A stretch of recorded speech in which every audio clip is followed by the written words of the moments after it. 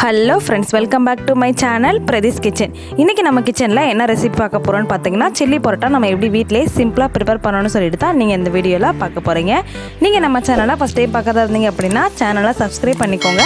இப்போ வாங்க நம்ம வீடியோக்குள்ளே போகலாம்.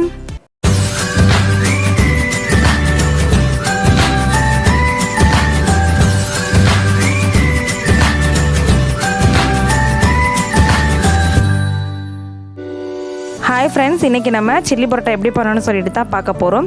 ரெடிமேட் சில்லி பரோட்டா வச்சு தான் இன்றைக்கி நான் உங்களுக்கு செஞ்சு காட்ட போகிறேன். அதுக்காக பார்த்தீங்கன்னா சூர்யா பிராண்ட் வந்துட்டு நான் யூஸ் பண்ணியிருக்கேன். இது வந்துட்டு சூப்பர் மார்க்கெட்டில் அவைலபிளாக தான் இருக்குது.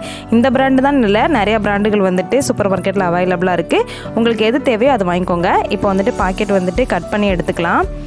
இதோட ரேட் பார்த்தீங்கன்னா 35 ரூபா தான். குவான்டிட்டியும் பார்த்தீங்கன்னா 3-4 பேர் கிட்டக்க தாராளமாக நம்ம சாப்பிடலாம். ஸோ வந்துட்டு நல்லாயிருக்கும். இப்போ பாருங்கள், பாக்கெட் ஓப்பன் பண்ணி தட்டில் மாற்றி வச்சுருக்கேன். இந்த மாதிரி தான் நம்மளுக்கு வந்துட்டு பாக்கெட்டுக்குள்ளே இருக்கும். இது கூடவே பார்த்திங்கன்னா மசாலுக்காக வந்துட்டு ஒரு பாக்கெட் ஃபுல்லாமே மசாலா நம்மளுக்கு வந்துட்டு கொடுத்துருக்காங்க. வேறு எந்த மசாலாவுமே நம்ம யூஸ் பண்ண தேவையில்லை. இப்போ நம்ம ரெடி பண்ணிக்கலாம். இதுக்கு ஒரு பாத்திரத்தில் தேவையான அளவுக்கு தண்ணி சேர்த்துருக்கேன். இது கூடவே 1 டேபிள் ஸ்பூன் அளவுக்கு உப்பு சேர்த்துக்கலாம். உப்பு பார்த்திங்கன்னா சில்லி பரோட்டாவில் ஆட் பண்ணியிருக்க மாட்டாங்க, நம்ம தான் சேர்த்துக்கணும். இப்போ தண்ணி நல்லா கொதிக்கிற அளவுக்கு வெயிட் பண்ணிக்கலாம். தண்ணி பார்த்தீங்கன்னா அதிலே மெஷர் பண்ணியிருப்பாங்க 6 டம்ளர் கிட்டக்க. நான் அதே மாதிரி தான் ஒரு 6 டம்ளர் கிட்ட ஊற்றிருக்கேன். தண்ணி நல்லா கொதிச்சதும் நம்ம எடுத்து வச்சுருக்க சில்லி பரோட்டா வந்துட்டு இது கூட ஆட் பண்ணிக்கலாம். சில்லி பரோட்டா எல்லாம் சேர்த்ததுக்கப்புறமா லைட்டாக மட்டும் கலந்து கொடுங்க. சில்லி பரோட்டா வேகிற டைம் பார்த்தீங்கன்னா 8 to 10 நிமிட்ஸ் வரைக்கும் போதும். அதுக்கு மேலே விட்டீங்க அப்படின்னா குழஞ்சா அப்படி ஆயிரும். ஸோ டைம் பார்த்து நீங்கள் கரெக்டாக ஸ்டவ் ஆஃப் பண்ணிக்கோங்க. இப்போ பாருங்கள், நல்லா வெந்துருச்சு. ஒரு 95% மட்டும் குக் ஆனால் போதும். நம்ம மசாலாலாம் சேர்த்து கலர்றப்ப 20% வந்துட்டு வெந்துடும். ஸோ வந்துட்டு இந்த ஸ்டேஜில் ஸ்டவ் ஆஃப் பண்ணிக்கலாம். இதை ஒரு ஸ்ட்ரெயினரில் மாற்றி நல்லா தண்ணியெல்லாம் ஸ்ட்ரெயின் பண்ணி எடுத்துக்கலாம். இது பார்த்தீங்கன்னா நல்லாவே ஆற வச்சு எடுத்துக்கோங்க. ஒரு 10 நிமிஷத்துக்கிட்டக்க நல்லா ஆறட்டும். அதுக்குள்ளே நம்ம சில்லி பரோட்டா ரெடி பண்ணிடலாம்.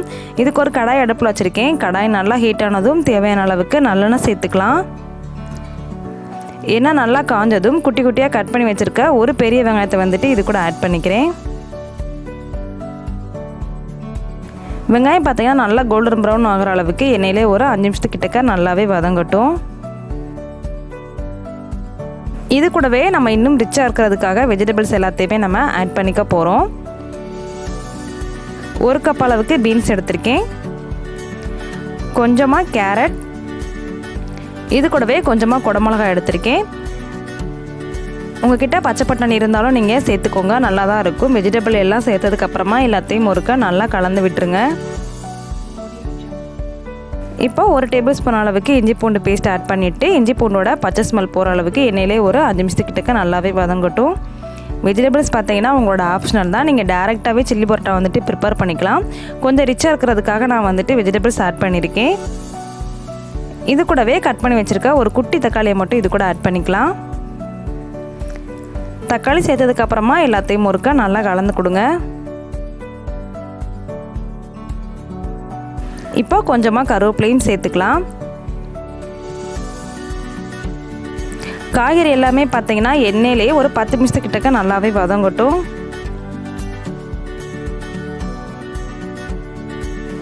ரொம்பவும் காய்கறி வதங்கிடக்கூடாது. சாப்பிட்றப்ப அங்கங்கே கடிப்படுற மாதிரி இருந்தால் தான் சில்லி பரோட்டா வந்துட்டு நல்லாயிருக்கும். இப்போ சில்லி பரோட்டா கூடவே கொடுத்துருக்க அந்த மசாலாவையும் இது கூட ஆட் பண்ணிக்கலாம். இந்த மசாலாவே பார்த்திங்கன்னா நம்மளுக்கு ரொம்பவே காரமாக இருக்கும். நீங்கள் அதிகமாக காரம் சாப்பிட்றீங்க அப்படின்னா ஒரு பாக்கெட்டை ஃபுல்லாகவே போட்டுக்கோங்க. காரம் அவ்வளோவா சாப்பிட விருப்பம் இல்லாதவங்க வந்துட்டு இதில் பாதி மட்டும் சேர்த்துக்கோங்க, ஏன்னா ஓவர் காரமாக இருக்கும். மசாலா சேர்த்ததுக்கப்புறமா எல்லாத்தையும் ஒருக்கா நல்லா மிக்ஸ் பண்ணிவிட்டு மசாலோட பச்சை ஸ்மெல் போகிற அளவுக்கு எண்ணெயிலே நல்லா வதக்கி விட்டுக்கோங்க.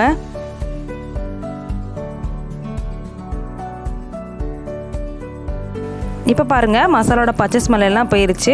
நம்ம வேக வச்சு ஆற வச்சுருக்க சில்லி பரோட்டா மிக்ஸை வந்துட்டு இது கூட ஆட் பண்ணிக்கலாம்.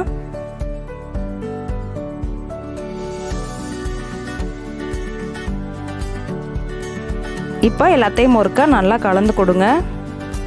சில்லி பரோட்டா பார்த்திங்கன்னா கொஞ்சம் பெருசாக இருக்கிறனால கரண்டிட்ட அங்கங்கே வந்துட்டு கட் பண்ணி விட்டுக்கோங்க. அப்படி இல்லாட்டினா ஒரு கிளாஸ் வச்சுட்டு கூட நீங்கள் கொத்து பரோட்டா மாதிரி கூட நீங்கள் யூஸ் பண்ணி எடுத்துக்கலாம். இப்போ பாருங்கள் நான் கரண்டிகிட்ட வந்து இந்த மாதிரி செஞ்சிட்ருக்கேன். இப்போ பார்த்தீங்கன்னா சில்லி பரோட்டா மாதிரி அங்கங்கே நம்மளுக்கு குட்டி குட்டியாக கிடைக்கும் பீசஸ் வந்துட்டு. இப்போ நல்லா கொத்தி எடுத்தாச்சு. ஸ்டவ் பார்த்தீங்கன்னா மீடியம் ஃப்ளேமில் வச்சுட்டு நல்லா மிக்ஸ் பண்ணி விட்டுக்கோங்க. இது கூடவே நீங்கள் முட்டை சேர்த்து பண்ணுறதா இருந்தாலும் பண்ணிக்கலாம், நல்லா தான் இருக்கும். இப்போ பாருங்கள் நம்ம வெஜிடபிள் எல்லாம் போட்டு சூப்பராக நம்ம ரெடி பண்ணி முடிச்சிட்டோம். ஈவினிங் டைம் ஸ்நாக்ஸாக கூட நீங்கள் உங்கள் கிட்ஸுக்கு கொடுக்கலாம், அப்படி இல்லைன்னா நைட்டு டின்னர் கூட நீங்கள் ப்ரிப்பேர் பண்ணி கொடுக்கலாம், நல்லா தான் இருக்கும். டக்குன்னு என்ன பண்ணணும்னு தெரில அப்படின்னா சில்லி பரோட்டா மிக்ஸை வாங்கி நம்ம வீட்டிலேயே சட்டுன்னு ரெடி பண்ணி கொடுத்துடலாம். இது செய்கிறதுக்கான டைமும் பார்த்தீங்கன்னா ரொம்ப கம்மியான டைம் தான். எல்லாத்தையும் கட் பண்ணி வச்சுட்டு கடை நம்ம செஞ்சு கொடுத்துடலாம். இப்போ பாருங்கள் நல்லா கலரி கொடுத்தாச்சு. உண்மையிலே டேஸ்ட் பார்த்தீங்கன்னா வேறு லெவலில் இருந்துச்சு.